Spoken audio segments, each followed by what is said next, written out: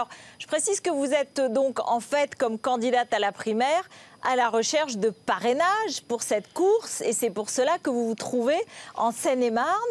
Vous avez récemment dit que vous étiez à la moitié du chemin, c'est-à-dire qu'il faut réunir 250 élus, 20 parlementaires, 2500 adhérents du parti. Ça veut dire que vous avez déjà la moitié de ces élus ?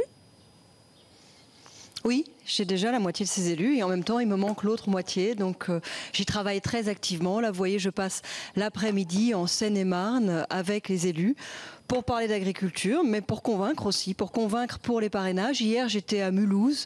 Dimanche, je serai dans le Morbihan. Bref, je travaille. C'est un travail d'autant plus difficile que le parti n'aide pas beaucoup. Et s'agite même parfois pour que ce soit compliqué. Alors, revenons sur le fait que vous ayez la moitié, c'est-à-dire vous avez 10 parlementaires et vous avez 125 élus et 1250 adhérents du parti. Oui, on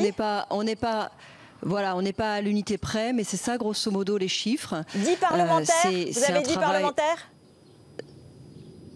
Oui, j'ai dit on n'est pas à l'unité près, mais c'est ça grosso modo les chiffres. La raison pour laquelle j'ai pas publié tous les noms des parlementaires qui m'avaient déjà parrainé, c'est que certains justement craignent les pressions et préfèrent que ce soit su le plus tard possible. Le parti exerce des pressions sur les parlementaires. Sur les adhérents, c'est encore autre chose. Le parti ne les informe pas qu'ils peuvent parrainer des candidats pour la primaire. Donc aujourd'hui, pour être candidat à la primaire, on a besoin de 2500 signatures d'adhérents, les Républicains, mais aucun des adhérents n'a reçu de bulletin de parrainage pour l'inviter à parrainer. Aujourd'hui, un adhérent, les Républicains, toutes les semaines, il reçoit 3 mails du trésorier qui l'invite à donner de l'argent, 2 mails de la direction qui lui indiquent que Nicolas Sarkozy